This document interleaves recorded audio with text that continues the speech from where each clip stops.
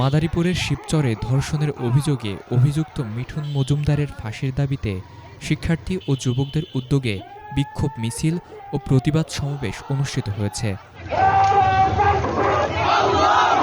বৃহস্পতিবার সকাল 11টা 30 মিনিটে সরকারি বোরহামগঞ্জ কলেজ চত্বর থেকে বিক্ষোভ মিছিলটি শুরু হয়। মিছিলটি শিবচর বাজারের গুরুত্বপূর্ণ সড়ক প্রদক্ষিণ করে 71 চত্বরে এসে শেষ হয়। পথচারী ও আশেপাশের ব্যবসায়ীরাও মিছিলের সমর্থন জানান।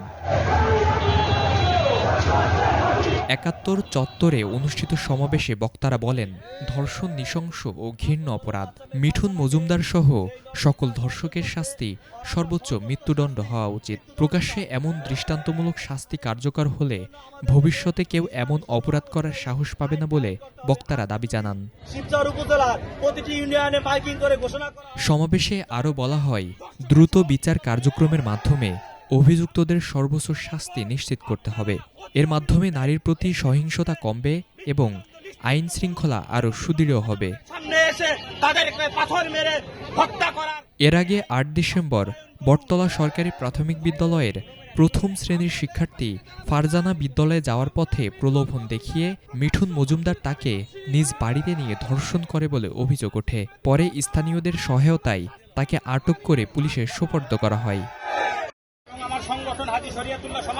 স্থানীয়রা জানান, শান্তিপূর্ণ শিবচরে এ ধরনের নৃশংস ঘটনা অত্যন্ত দুঃখজনক। তারা আশা প্রকাশ করেন, ধর্ষণসহ নারী নির্যাতন রোধে কঠোর ব্যবস্থা গ্রহণ এবং সামাজিক সচেতনতা বৃদ্ধি করতে সকলকে এগিয়ে আসতে হবে।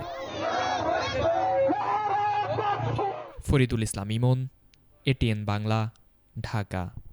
5 বছরের বাচ্চা মেয়ে ফারজানাকে যেই নরপিশাচ ধর্ষণ করছে আর আমরা সর্বোচ্চ শাস্তি মৃত্যুদণ্ড চাই। আর এই মৃত্যুদণ্ডের জন্য আমাদের দেশে ইসলামী শরিয়া অনুযায়ী আইন কায়েম করতে হবে। আজকে যদি শিবচর উপজেলার প্রতিটি ইউনিয়নে মাইকিং করে ঘোষণা করা হয়, শিবচর উপজেলায় যদি কোনো ধর্ষণকারী পাওয়া যায়, তাহলে দিনে দিবালোকে প্রকাশ্য সকলের সামনে উপজেলা পরিষদের সামনে থেকে পাথর নিক্ষেপ করে হত্যা করা হবে। দর্শক আর বাংলাদেশের দর্শকের সাহস পেত না। আমরা প্রশাসনকে বলবো, আপনারা অতি অবিলম্বে এই মিঠুনকে মৃত্যুদণ্ড নিশ্চিন্ত করুন এবং জনসাধারণের সামনে এসে তাদেরকে পাথর মেরে হত্যা করার এই আইন বাস্তবায়ন করুন।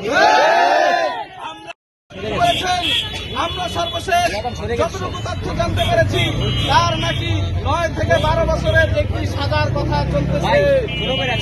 আমরা দেশবাসীকে জানাতে চাই, আমরা মিঠুন মজুমদারের প্রকাশ্য ফাঁসির দাবি করছি। প্রকাশ্য ফাঁসি ব্যতীত তার আর কোন শাস্তি আমরা মানি না, মানব না। আমার সংগঠন হাজি শরিয়াতুল্লাহ সমাজ কল্যাণ পরিষদ তাদের সাথে অর্থ এবং সময় এবং যে কোনো বিষয়ে আমরা তাদের সাথে আছি এবং থাকব। আমরা শুধু আপনাদের মাধ্যমে প্রশাসনকে বলে দিতে চাই যে শিবচরের মাটিতে এই ধর্ষণ হত্যা আজকে নতুন নয়। বিগত দিন ওই গ্রামে একই ঘটনা ঘটেছে। সেই সমস্ত দোষীরা আজ দিবালোকের সামনে ঘোরাফেরা করতেছে। সে যে দর্শক ছিল সে ইতিপূর্বে